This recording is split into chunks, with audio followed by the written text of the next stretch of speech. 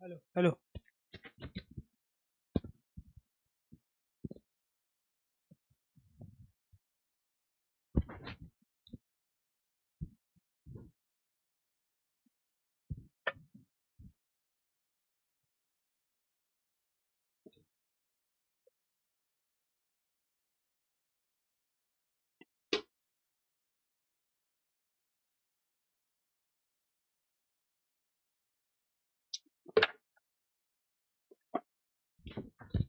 वो PDF share कर दो।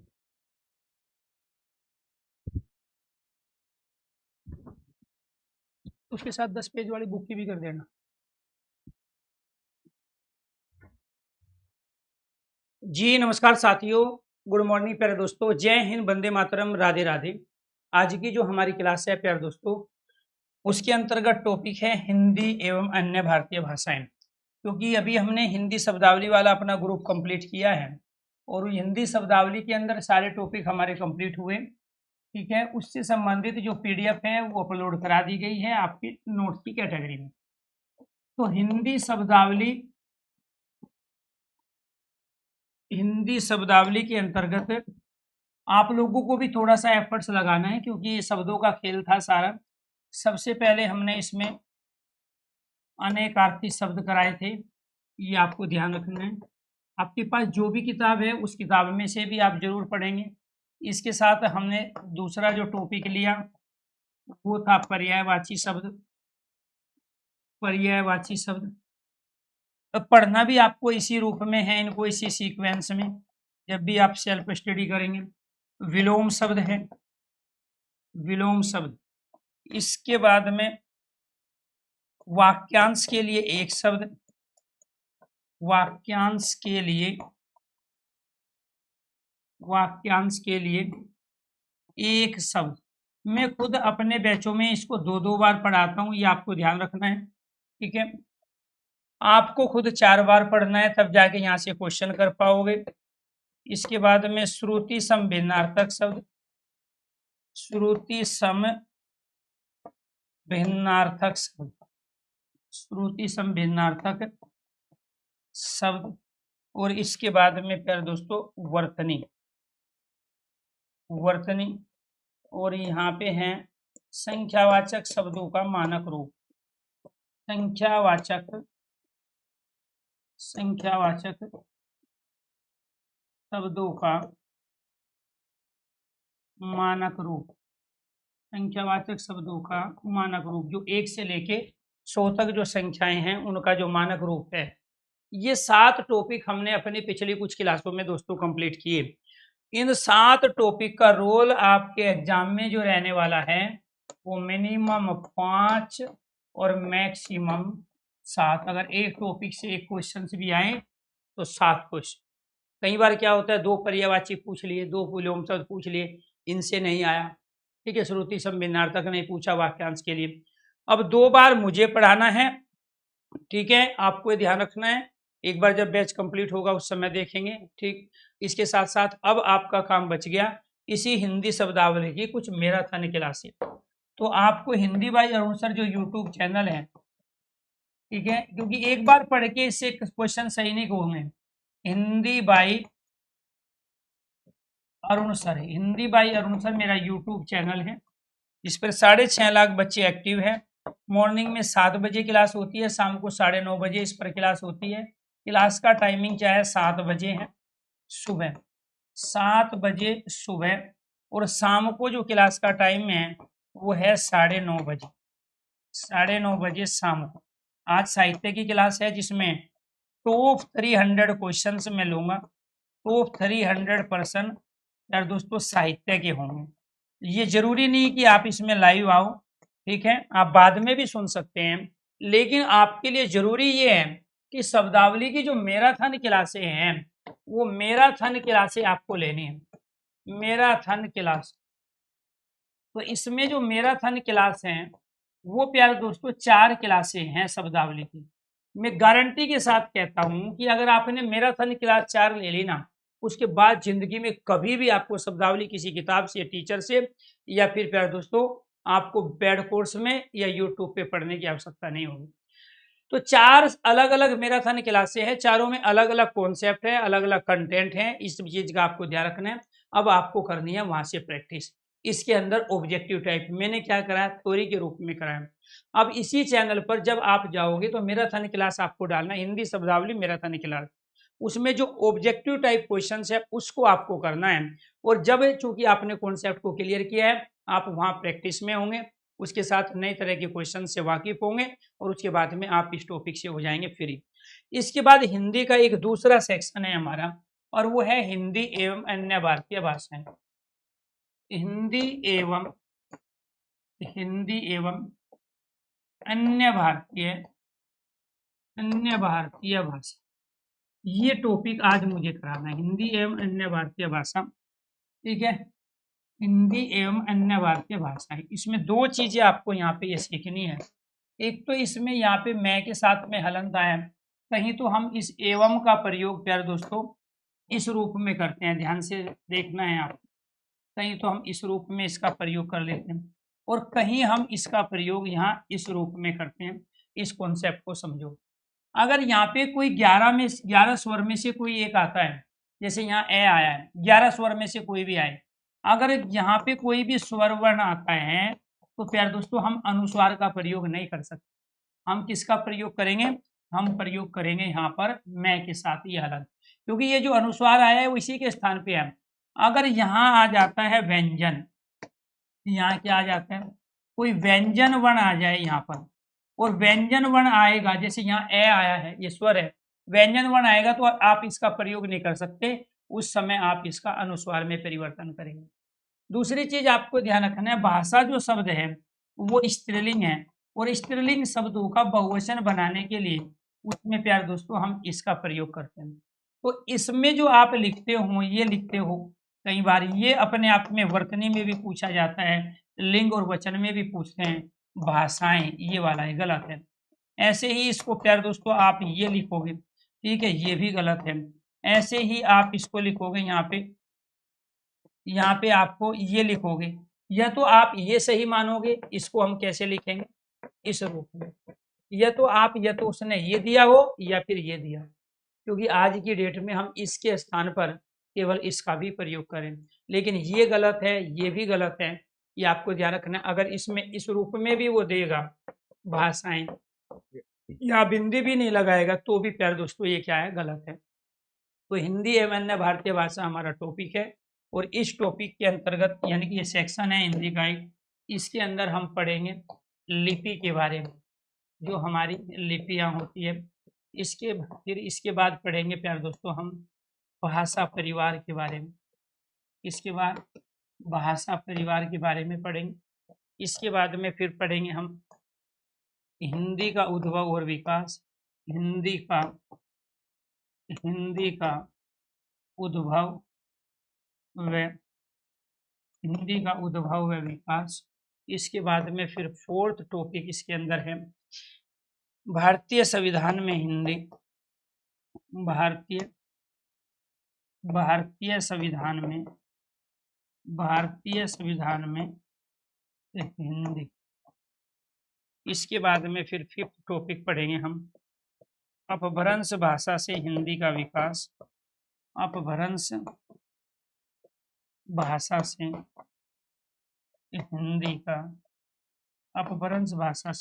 का विकास, अपभ्रंश भाषा से हिंदी का विकास।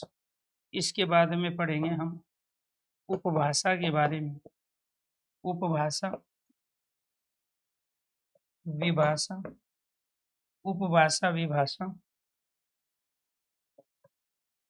मातृभाषा, त्रिभाषा, राजभाषा के बारे में, और फिर लास्ट में पढ़ेंगे हम यहाँ पे बोली और उपबोली के बारे में, बोली और उपबोली, बोली और उपबोली। तो ये हिंदी व अन्य भारतीय जो भाषाएं, हिंदी का जो सेक्शन है, इसके अंदर ये 7 टॉपिक से क्वेश्चन हमारे पूछे जाते हैं हर एग्जाम में। और इसके बाद में प्यारे दोस्तों समास और कारक वाला टॉपिक लेंगे जो आप पढ़ना चाहते हो। ठीक है, सारे टॉपिक आ जाएंगे, बस आपको कुछ और समय मुझे देना है। धीरे धीरे हम हिंदी के इस सारे सिलेबस से और एक टॉपिक से बनने वाली हर तरह के क्वेश्चंस की वैरायटी से हम यहाँ पे फ्री होंगे। तो हमारा पहला जो टॉपिक है इसके अंदर वो है लिपि। अगर मेरी आवाज़ आप तक क्लियर पहुँच रही है और सब कुछ आपको क्लियर दिखाई दे रहा है तो एक बार सारे स्टूडेंट ओके कीजिए, यस कीजिए। मैंने थोड़ा कैमरे के साथ छेड़छानी की अभी, तो मुझे डर है कि कहीं ऐसा तो नहीं कि चीज़ें ब्लर हो रही हो या ज़्यादा क्लियरिटी के साथ चीज़ें ना दिखाई दे रही हो आप। तो एक बार सभी साथियों से मेरी रिक्वेस्ट है, अगर मेरी आवाज़ क्लियर आ रही है, सब कुछ आपको क्लियर दिखाई दे रहा है, ठीक है, एक बार सारे स्टूडेंट ओके कीजिए या यस कीजिए। अगर चीज़ें ब्लर हैं, ठीक है, तो एक बार मुझे ज़रूर बताइए, इसकी सेटिंग को एक बार दोबारा से देख लेंगे। लिपि कहते हैं दोस्तों लिखने के ढंग को। लिपि क्या कहते हैं? लिखने का तरीका, लिखने की शैली, लिखने का ढंग क्या कहलाता है? लिपि कहलाता है। और बोली क्या है? बोलने का तरीका है। अब इसमें प्यारे दोस्तों एक जो लिपि आती है हमारी, वो क्या होती है? ब्राह्मी लिपि। सबसे पहली लिपि क्या है जी? ब्राह्मी। दुनिया की सबसे प्राचीन लिपियों में आती है ब्राह्मी लिपि। इस ब्राह्मी लिपि में क्या है? सबसे प्राचीन लिपि है जी, सबसे प्राचीन लिपि। दूसरा आपको ध्यान रखना है, देवनागरी जो हिंदी की लिपि है, देवनागरी लिपि की ये जननी है, ठीक है जी। दूसरा, बाएं से दाईं ओर लिखी जाती है, बाएं से दाईं ओर, बाएं से दाईं ओर, बाएं से दाईं ओर लिखी, बाएं से दाईं ओर लिखी जाती है। क्या है जी?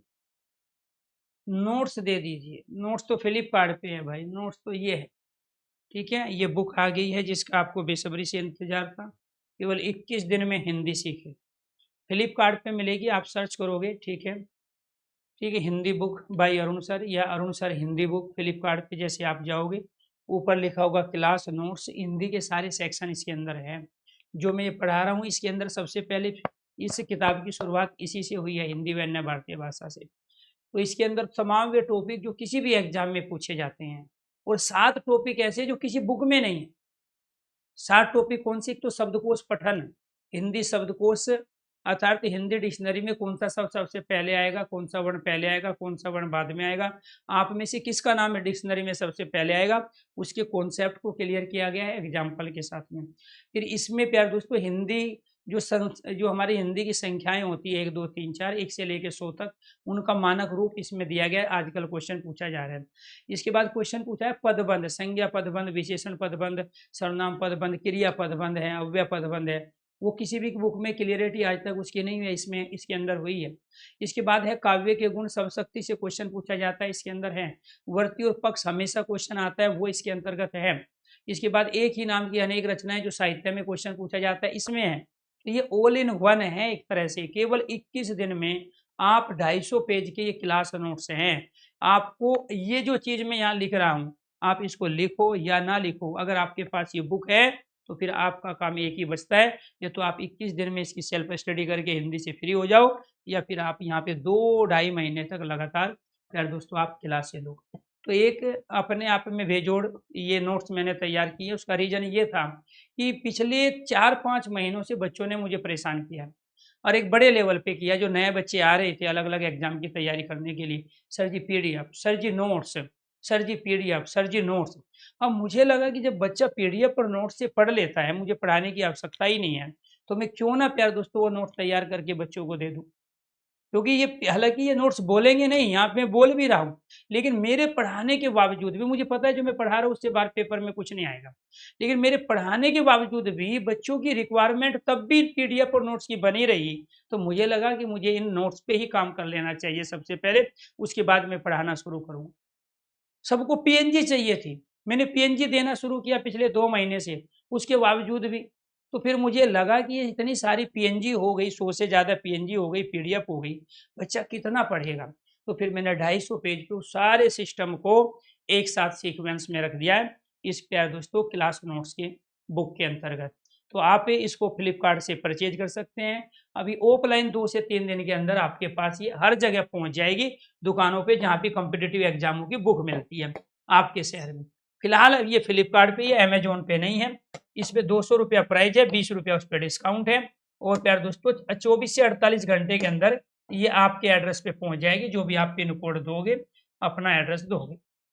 अब समझ लो इनको, मैं अभी भी कह रहा हूँ अगर आप लाइव क्लास में हो ना तो आपको इस बुक की रिक्वायरमेंट नहीं है।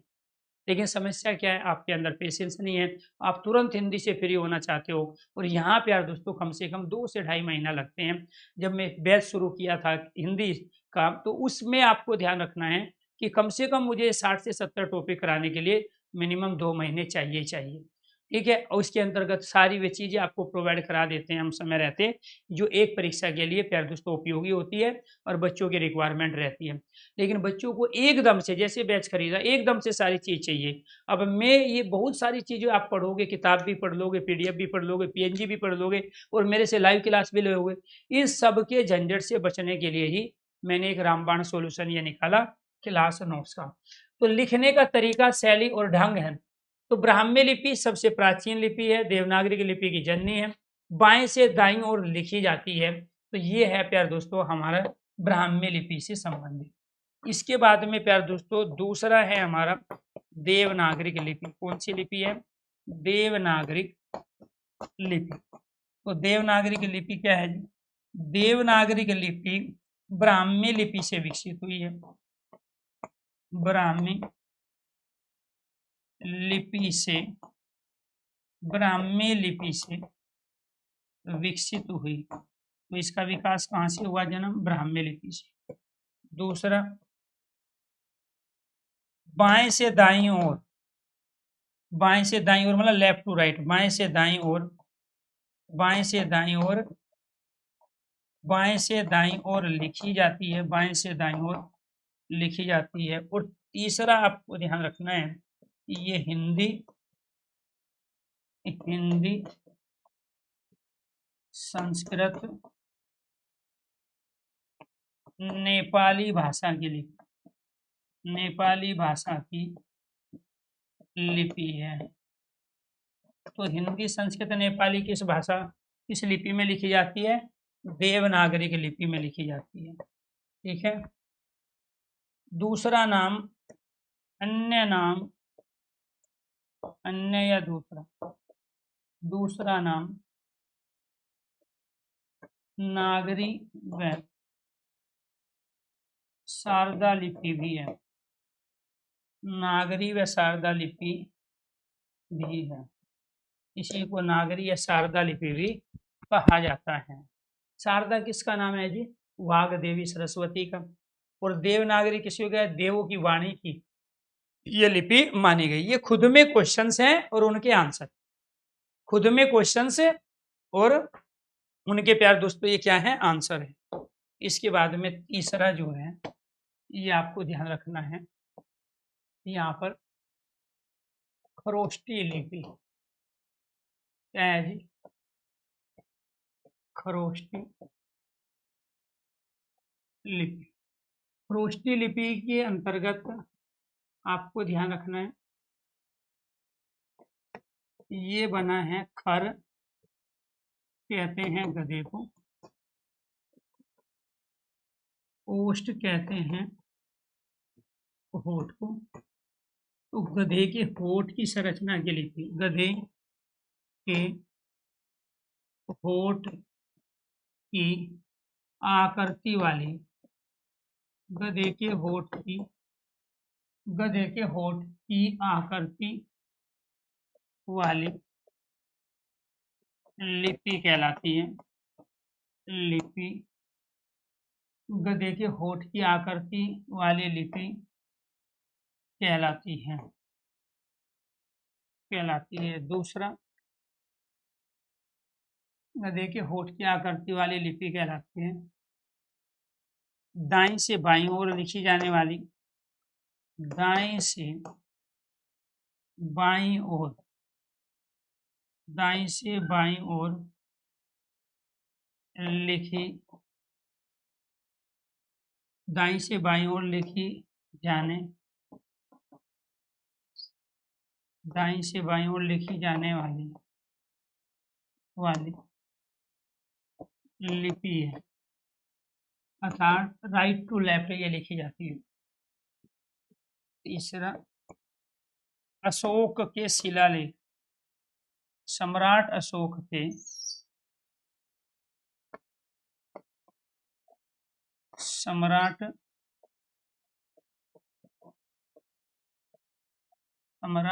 अशोक के सम्राट अशोक के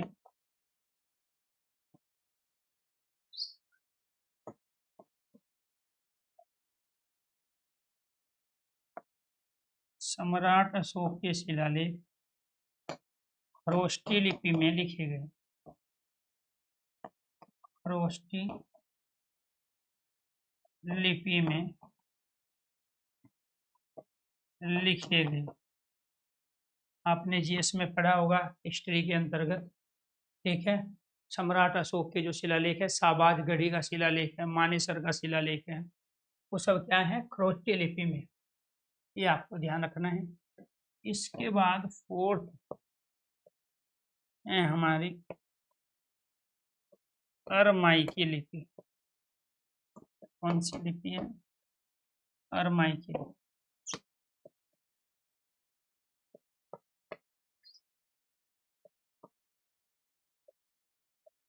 अरबी फारसी लिपि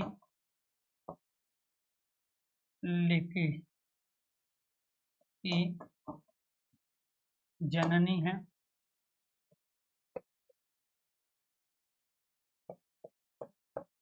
अरबी फारसी का विकास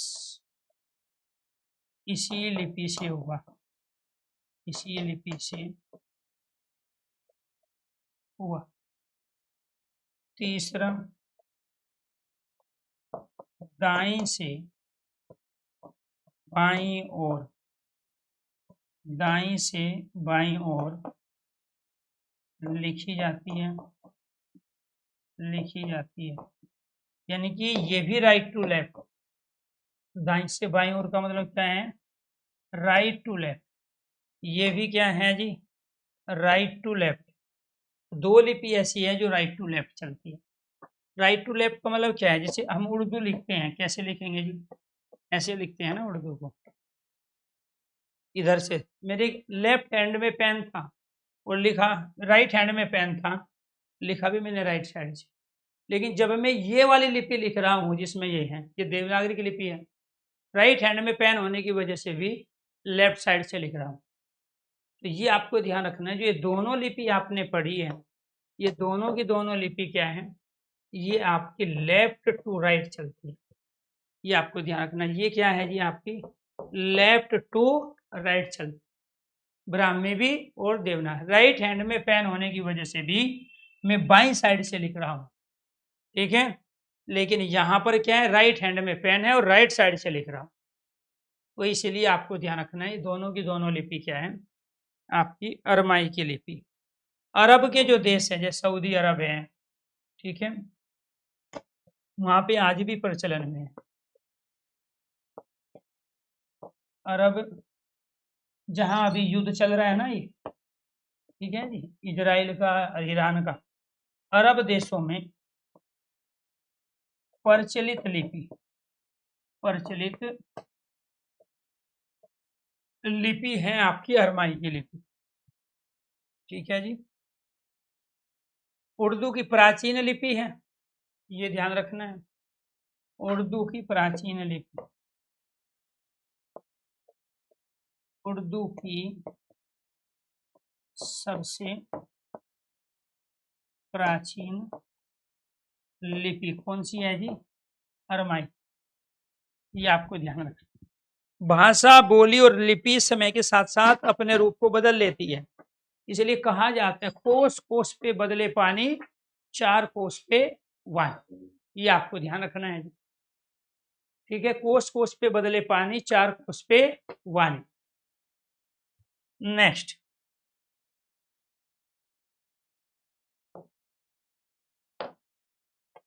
इसके बाद आपकी रोमन लिपि कितनी हो गई जी हमारी? 4। रोमन रोमन लिपि, तो रोमन लिपि कौन सी है जी? ग्रीक व लैटिन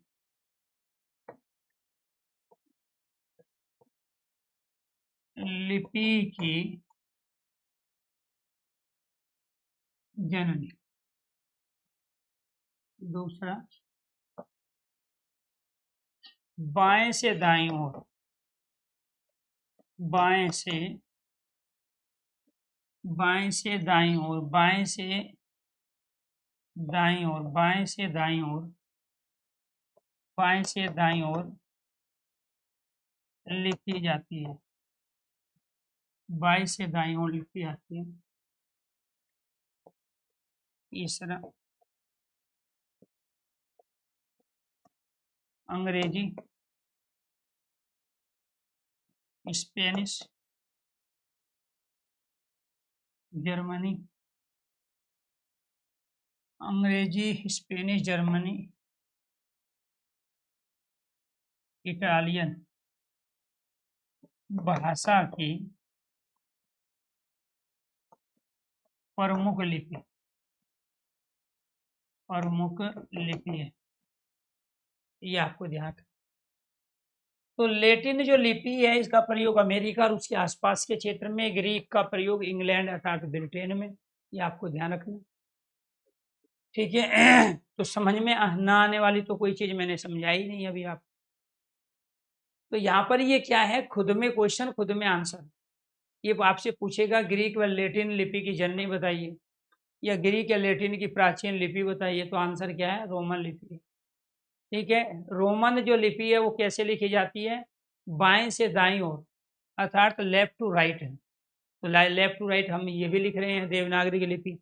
तो यानी कि जो लिखने का तरीका है, जो मैं आपके सामने यहाँ से शुरू किया है इसको लिखने को, तो ये जो लिखने का तरीका है, ये देवनागरी की लिपि तो है ये जो मैं लिख रहा हूँ, क्योंकि मैं हिंदी लिख रहा हूँ। हिंदी किस में लिखी जाती है? देवनागरी में। भाई मेरा नाम अरुण है, अगर मैं प्यारे दोस्तों इसको मैं इस रूप में लिखता हूँ, मेरा नाम है अरुण कुमार, तो मैं अगर आपसे पूछने लगूँ इसकी लिपि बताओ, लिखने का जो तरीका आपका हो गया देवनागरी। अगर मैं इसको इस रूप में लिख दूं, अरुण कुमार, तो ये कौन सी है जी? तो ये कौन सी लिपि है? रोमन लिपि। लिखने, अब मैंने यहां पर लिख दिया स्कूल, और यहाँ पे लिख दिया मैंने ये वाला। उच्चारण तो दोनों के सेम ही है, लेकिन लिपि तो दोनों अलग अलग है। तो इसलिए आपको ध्यान रखना है, देवनागरी की लिपि में लिखा है, ये रोमन लिपि में लिखा है। तो इसीलिए लिखने का जो तरीका है, ढंग है, वो क्या है? वो लिपि है। और इन दोनों में खासियत क्या है? देवनागरी में, रोमन में, दोनों लेफ्ट टू राइट चलती है। ठीक है, जबकि खरोष्टी में और अरमाई की लिपि में क्या है? ये दाई से बाई ओर ऐसे उल्टी लिखी जाएगी। ठीक है, ये पूछे जाएंगे आपको, ये खुद में क्वेश्चंस और उनके आंसर। इसके बाद पांचवा, ब्रेल लिपि।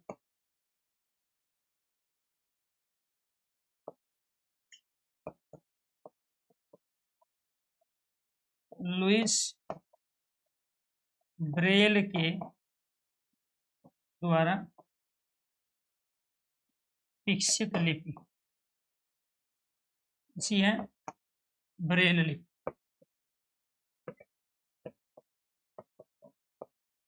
अंधों के लिए प्रयुक्त लिपि, अंधों के लिए प्रयुक्त लिपि कौन सी है जी? के लिए प्रयुक्त लिपि ब्रेल लिपि। इसके बाद में 6 अंधों के लिए प्रयुक्त लिपि ब्रेल लिपि, गुरुमुखी लिपि। गुरुमुखी लिपि, गुरुमुखी लिपि किसकी है? पंजाबी भाषा, पंजाबी भाषा की लिपि आपके क्या है? गुरुमुखी लिपि। क्लियर? तो पंजाबी भाषा की लिपि क्या है? गुरुमुखी लिपि। तो ये थे जी हमारे लिपि से संबंधित क्वेश्चन। अब आ जाओ भाषा परिवार, इसी का ही दूसरा हमारा टॉपिक था भाषा। भारत में 2 भाषा परिवार, 2 भाषा परिवार की भाषाएं पाई जाती है। भारत में 2 भाषा परिवार की भाषाएं पाई जाती। एक भाषा परिवार है बहारोपीय भाषा परिवार, और दूसरा भाषा परिवार है द्रविड़ या द्राविड़ भाषा परिवार। द्रविड़ या द्राविड़ भाषा परिवार। बहारोपीय भाषा परिवार भारत व यूरोप में प्रयुक्त भाषा इसके अंतर्गत आती है, और इसके अंतर्गत दक्षिण भारत में प्रचलित भाषा, दक्षिण भारत में प्रचलित भाषा इसके अंतर्गत आती है। भारत व यूरोप में जिन भाषाओं का हम प्रयोग कर रहे हैं वो हिंदी है, संस्कृत है, नेपाली है और अंग्रेजी है। ये सब भारतीय भाषा परिवार। द्रविड़ भाषा के अंदर जो हम भाषा प्रयोग कर रहे हैं, ये पूछा जाएगा जी कौन सी किसके अंतर्गत आती है। इसके अंतर्गत तमिल, तेलुगु, कन्नड़, मलयालम। इसमें आपको ध्यान रखना है तमिल तमिलनाडु में, तेलुगु आंध्र प्रदेश, कन्नड़ कर्नाटका, मलयालम केरल, ये बोली जाती है। वो पूछ लेगा जी किस राज्य में कौन सी बोली जाती है। तो दक्षिण भारत के राज्य हैं तमिलनाडु, आंध्र प्रदेश, कर्नाटक और केरल। इसके अंदर यहाँ तमिल, तेलुगु, कन्नड़, मलयालम, ये 4 जो भाषाएं हैं दक्षिण भारत में प्रचलित भाषा जो द्रविड़ भाषा परिवार कहलाते हैं। ठीक है, तो भारत में 2 सभ्यता मानी गई, एक आर्य और दूसरी द्राविड़। ठीक है, ये आपने जीएस के अंदर डिटेल में पढ़ा है इनके बारे में। हिंदी, संस्कृत, नेपाली और अंग्रेजी किसके अंदर आती है? बहारोपीय। भारत और यूरोप, ये जो शब्द बना है किससे बना है? भारत और यूरोप से मिलकर बना है। भारत और यूरोप में प्रचलित भाषाएं क्या है जी? बहारोपीय भाषा परिवार। भाषा परिवार बहुत सारे हैं, राष्ट्रीय भाषा परिवार भी है, चीनी तिब्बत भाषा परिवार भी है, लेकिन भारत में केवल 2 भाषा परिवारों की भाषा पाई जाती है, और उसी संदर्भ में क्वेश्चन भी पूछा जाता है।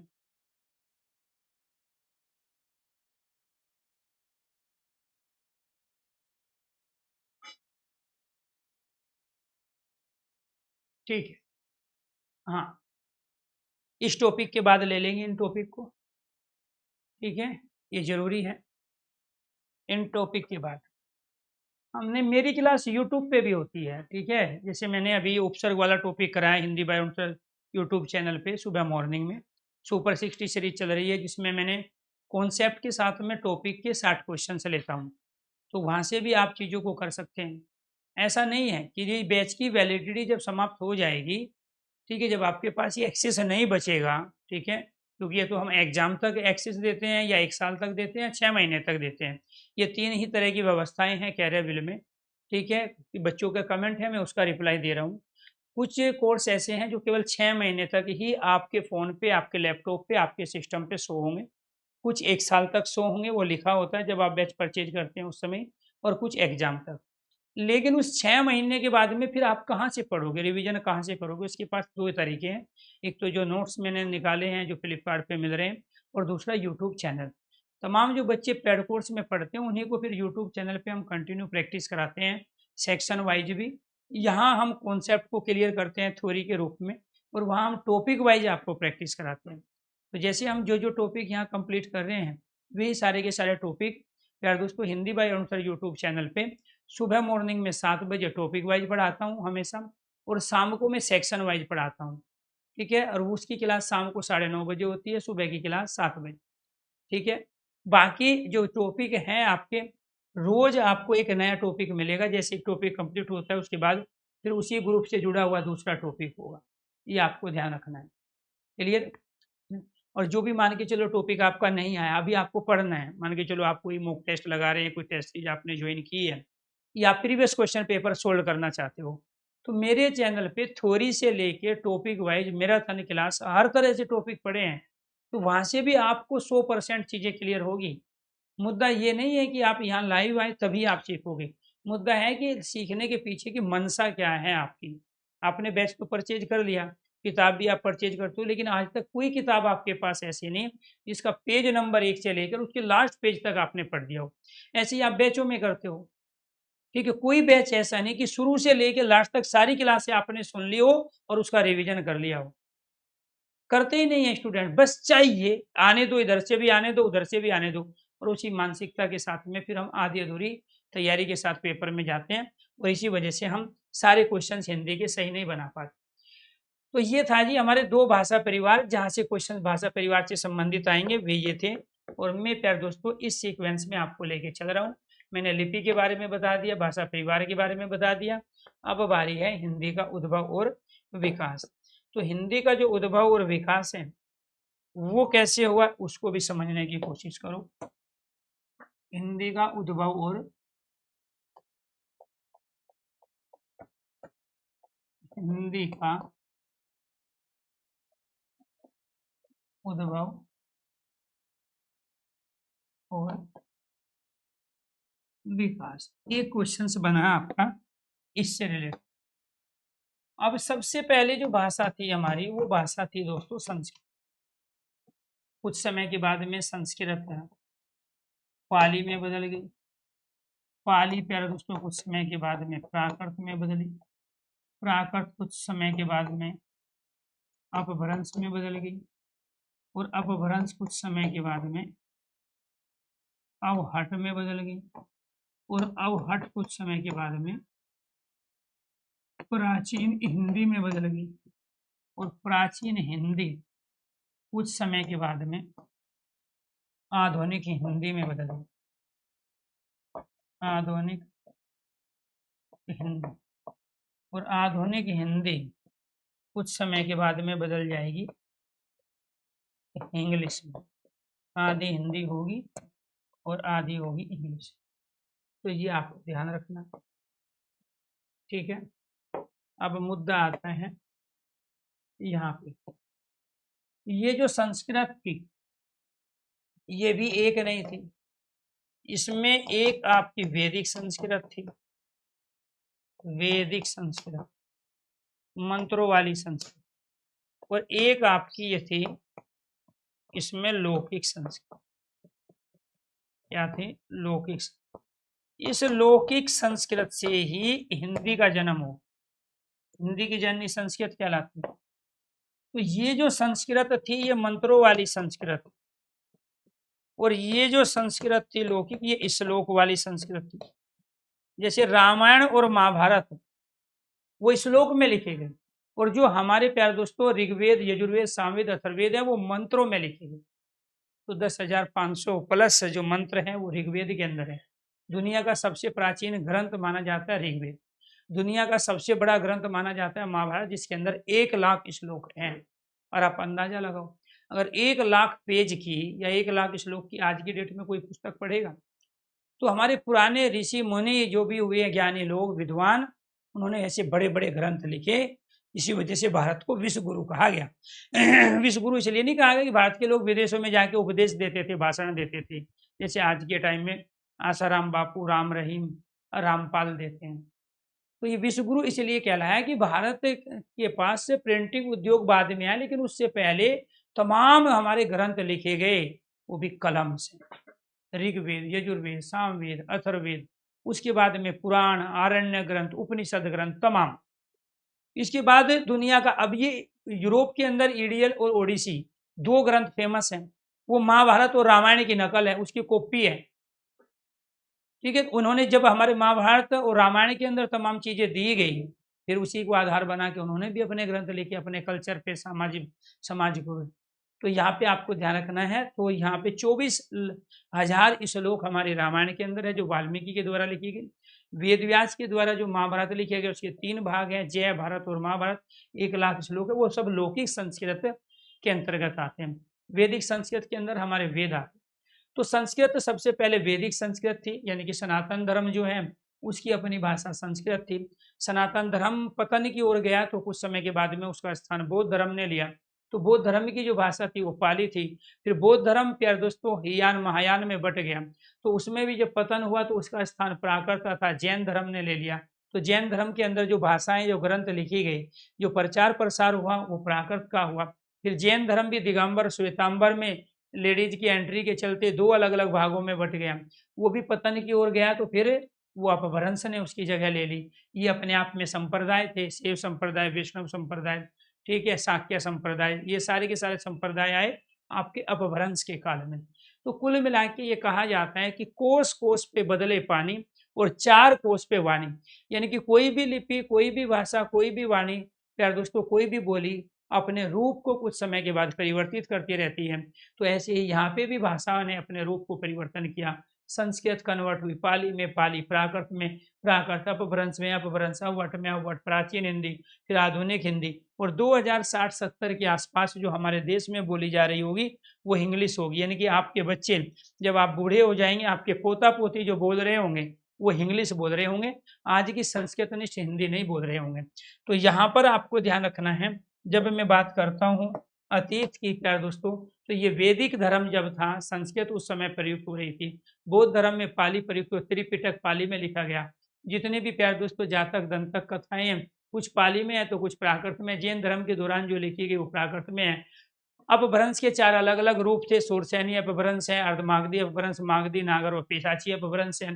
तो अपभ्रंश के जो 4 रूप हैं, उन 4 रूपों ने यहाँ पे हिंदी का भला किया। तो अपभ्रंश के कितने रूप थे? 4 रूप थे। तो 4 प्रकार कहेंगे या रूप कहेंगे जिनसे हिंदी का विकास हुआ। और वो रूप कौन कौन से थे उसको भी देख लेते हैं एक बार। एक था प्यारे दोस्तों हमारा शोरसैनी। एक क्या था जी?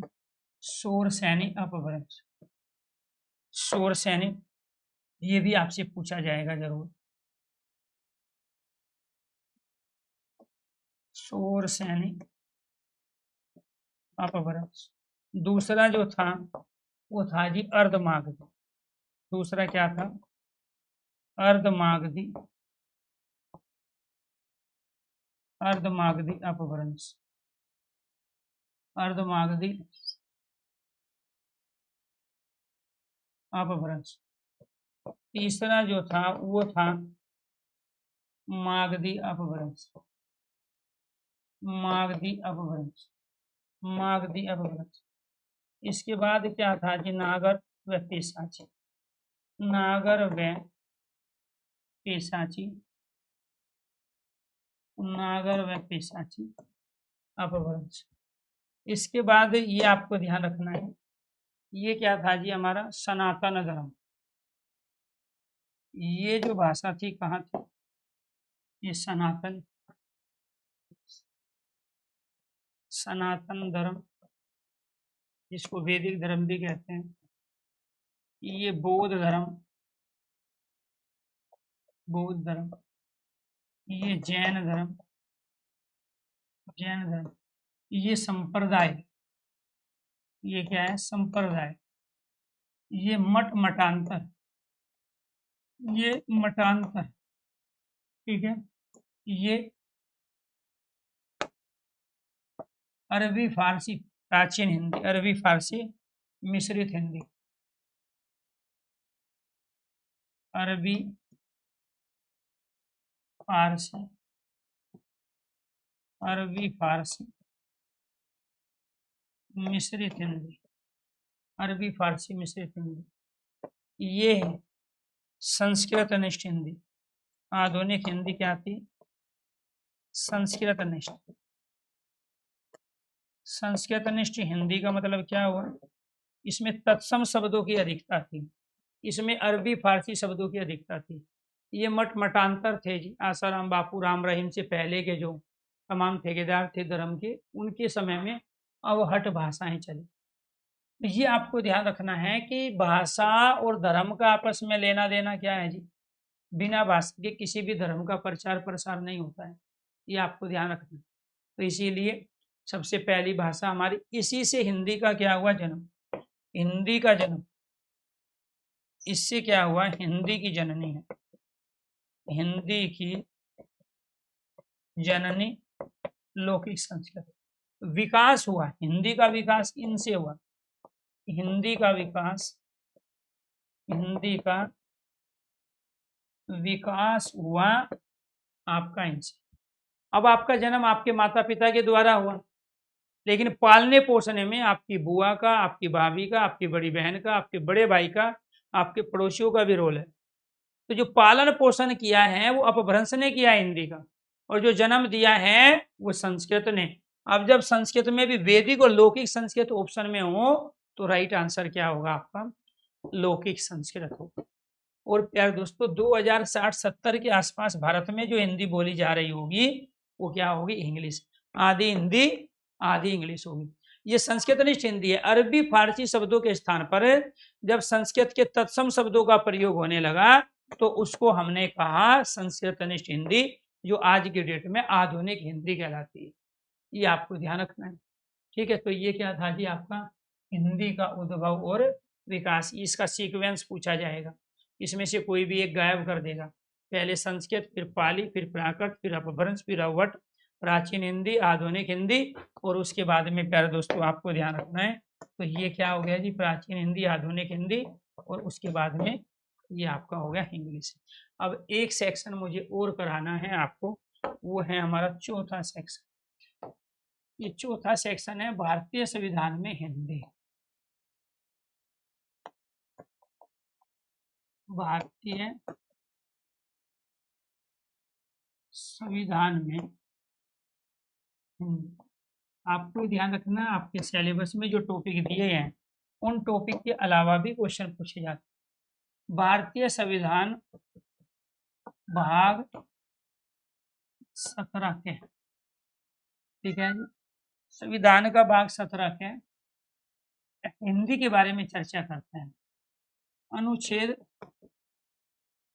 भारतीय संविधान के अनुच्छेद 343 का फर्स्ट भाग, ठीक है, हिंदी को राजभाषा का दर्जा देता है, हिंदी को राजभाषा, हिंदी राजभाषा के रूप में स्थापित, हिंदी राजभाषा के रूप में। इसके बाद में अनुसूची, 8वीं अनुसूची भाषाओं की चर्चा करती है। 8वीं अनुसूची में आपको ये ध्यान रखना है 1949 में केवल 14 भाषाएं थी, 14 भाषा ही थी, लेकिन अब 22 भाषाओं को मान्यता दे चुका है। इसके बाद में यहाँ पर तिथि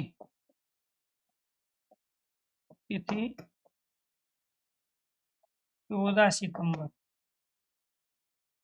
तिथि क्या है जी? 14 सितंबर। राष्ट्रीय हिंदी दिवस, राष्ट्रीय हिंदी दिवस। इसके बाद में सन 1949 ईस्वी हिंदी को राजभाषा का दर्जा, राजभाषा का दर्जा हिंदी को मिला।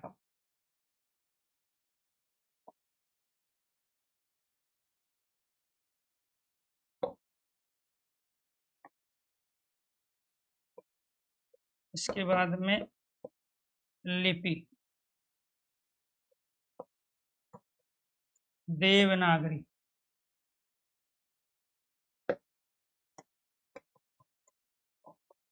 हिंदी की लिपि देवनागरी को मान्यता मिली।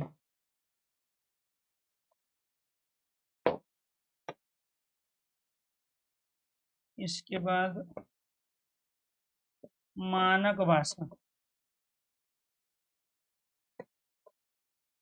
खड़ी बोली, मानक भाषा खड़ी बोली, खड़ी बोली को हिंदी का आदर्श रूप माना गया। हिंदी का आदर्श रूप, मानक का मतलब क्या है? आदर्श रूप, आदर्श रूप माना। ठीक है जी। विश्व हिंदी दिवस, विश्व हिंदी दिवस, विश्व हिंदी दिवस 10 जनवरी। तो ये क्वेश्चन पूछे जाएंगे जी, भारतीय संविधान में हिंदी।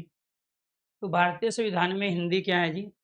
भारतीय संविधान के भाग 17 के भाषा की बात करता है, उसमें हिंदी के प्रचार प्रसार की जिम्मेदारी केंद्र और राज्य दोनों की तय कर देता है। तो भाग 17 क्या कहता है कि हिंदी के प्रचार प्रसार की जिम्मेदारी केंद्र सरकार और राज्य सरकार दोनों की है। ठीक है। भाषा को और हिंदी को संवर्ती सूची में शामिल कर देता है। अनुच्छेद 343 से लेकर 352 तक भाषाओं की चर्चा होती है, खासकर हिंदी की अलग अलग संस्थाओं और संगठनों के माध्यम में। 343 से हिंदी को राजभाषा का दर्जा देता है। अनुसूची कितनी, कौन सी अनुसूची भाषा की चर्चा करती है? 8वीं अनुसूची है। स्टार्टिंग में 8वीं अनुसूची में 1949 को केवल जो भाषाएं थी वो 14 भाषा थी, और आज 22 भाषाओं को मान्यता मिल चुकी है। आज कितनी भाषाओं को? 22 भाषाओं को मान्यता, 22 भाषाओं को भाषा का दर्जा व मान्यता दी जा चुकी है। ये क्या है जी? वर्तमान में। तो वर्तमान में 22 भाषाओं को मान्यता मिल चुकी है। 14 सितंबर 1949 वो तिथि और सन है जब हिंदी को राजभाषा घोषित किया गया पूरे देश की। राजभाषा क्या है? सरकारी कामकाज की भाषा, प्रशासन की भाषा, जिसमें प्रशासन काम करता है, जिसमें हमारा राजकाज चलता है। तो सरकारी कार्यालय की भाषा, प्रशासनिक जो भाषा है उसको हम राजभाषा कहते हैं, जो कि हिंदी है। तो राष्ट्रीय हिंदी दिवस मनाया जाता है, या भारत में हिंदी दिवस 14 सितंबर को मनाया जाता है। हिंदी पखवाड़ा भी सितंबर में ही आता है। 14 सितंबर के बाद की जो तिथि है सब वो हिंदी पखवाड़े के रूप में आती है। इसके बाद आपको ध्यान रखना है 1949 राजभाषा का दर्जा हिंदी को मिला, इसलिए जाना जाता है। हिंदी की लिपि देवनागरिक है। हिंदी की लिपि क्या है? देवनागरिक को मान्यता मिली कि हिंदी तो अनेक लिपियों में लिखी जा रही है, अलग अलग राज्यों में अलग अलग बोली, अलग अलग भाषाएं, अलग अलग लिपियों का हम प्रयोग करते हैं, लेकिन उनमें से देवनागरिक जो लिपि है उसी को मान्यता मिली है। मानक रूप हिंदी का या किसी भी भाषा का आदर्श रूप कहलाता है, वो है खड़ी बोली, जो मेरठ के आसपास बोली जाती है। तो खड़ी बोली वाले रूप को, खड़ी बोली को हिंदी का आदर्श रूप माना गया है। विश्व हिंदी दिवस 10 जनवरी मनाया जाता है, और जबकि प्यारे दोस्तों राष्ट्रीय हिंदी दिवस 14 सितंबर मनाए जाते हैं। ये 4 सेक्शन हमारे कंप्लीट हो गए। अब कल जो क्लास लेंगे प्यारे दोस्तों, उसमें हम कराएंगे आपको, ये भी आपका कंप्लीट हो गया, ये भी अपभ्रंश भाषा से हिंदी का विकास किस तरीके से हुआ। और फिर पढ़ेंगे हम उपभाषा, जो कि 5 होती है, 5 उपभाषाएं होती है, ठीक है, उनके बारे में पढ़ेंगे जो अपभ्रंश से विकसित हुई है। फिर विभाषा, मातृभाषा, त्रिभाषा, राजभाषा के बारे में, और फिर बोली और उपबोली के बारे में। कल ये टॉपिक कंप्लीट हो जाएगा। उसके बाद में फिर प्यारे दोस्तों नए टॉपिक लेंगे आपके सिलेबस के। सभी साथियों को नमस्कार, धन्यवाद। तो दोबारा से फिर आपकी सेवा में हाजिर होंगे शाम को 9:30 बजे Hindi by Arun sir YouTube channel पर, और वो भी हिंदी साहित्य की एक महामैराथन क्लास में, जिसमें टॉप 300 क्वेश्चन हम आज शाम को कराएंगे 9:30 बजे, और टॉप 200 क्वेश्चन हिंदी व्याकरण के जो हमारे टॉपिक होते हैं वो कराएंगे Hindi by Arun sir YouTube channel पर। प्यारे दोस्तों हम कल शाम को 9:30 बजे। प्यारे साथियों आपको ये ध्यान रखना है, मेरी ये जो नोट्स की जो बुक है, ठीक है, एक बार इसके बारे में थोड़ा सा आपको बता देते हैं। जो ये नोट्स की बुक है,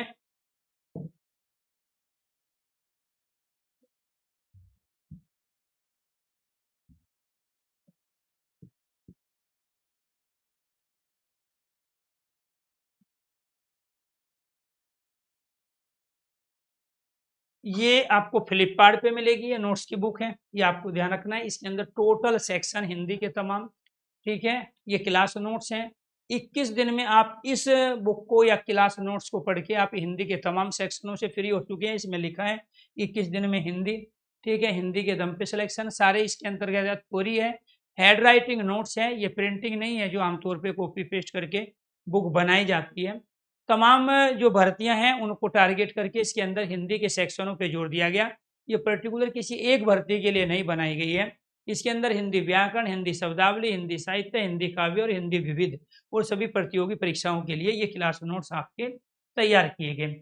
इसका ये आपका इंडेक्स है जो कि आपको फ्लिपकार्ट पे भी दिखाई देगा। इसके अंदर प्यारे दोस्तों कुछ टॉपिक ऐसे हैं जो बाकी आज तक किसी बुक में आपको नहीं मिलेंगे, जिनसे हाल फिलहाल ऑनलाइन ऑफलाइन क्वेश्चन पूछे जा रहे हैं। जैसे हिंदी शब्दकोश पठन है, ठीक है, इसके साथ प्यारे दोस्तों आपका यहाँ वर्ती और पक्ष है ना, यूट्यूब पे इनकी क्लास मिलेगी। शब्द शक्ति है, काव्य के गुण हैं, एक नाम की अनेक रचनाएं हैं हिंदी साहित्य के अंदर। इसके बाद संस्कृत काव्य शास्त्र है। इसके बाद यहाँ इसकी हिंदी में प्रथम स्थान है। इसके बाद विश्व हिंदी सम्मेलन, विश्व गुरु, ये बाकी तो किताबों में मिल जाएंगे आपको, ठीक है। प्रमुख ग्रंथ, उनसे संबंधित भाषाएं हैं। इसके बाद में प्यारे दोस्तों आपका यहाँ पे संख्यावाचक शब्दों का मानक रूप। तो कुल मिला के 4 और 4 8 एक 9 टॉपिक ऐसे हैं जो बाकी किसी दूसरी किताब में नहीं, और वहां से क्वेश्चन पूछे जाते हैं। बाकी सारे हिंदी व्याकरण के टॉपिक, हिंदी शब्दावली के टॉपिक और हिंदी साहित्य के प्यारे दोस्तों अलग अलग सेक्शन से जो क्वेश्चन पूछे जाते हैं उन सबको समेट दिया हूं मैंने केवल 250 पेज में, इस तरीके से, ठीक है। ये हाथ से लिखे हुए आपके नोट्स हैं। ये क्या है जी? हाथ से लिखे हुए ये नोट्स हैं। मैं थोड़ा सा बड़ा करके आपको दिखा देता हूँ। जैसे इसमें दूसरा चैप्टर है वर्णमाला, जो कि व्याकरण का चैप्टर है। ये क्या है?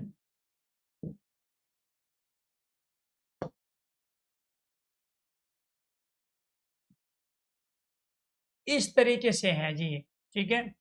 इसके बाद में फिर यहाँ पे आ जाओ आप, ये आपको फ्लिपकार्ट पे भी मिलेंगे अलग अलग सेक्शंस के। जैसे हिंदी साहित्य है, तो ये हिंदी साहित्य को,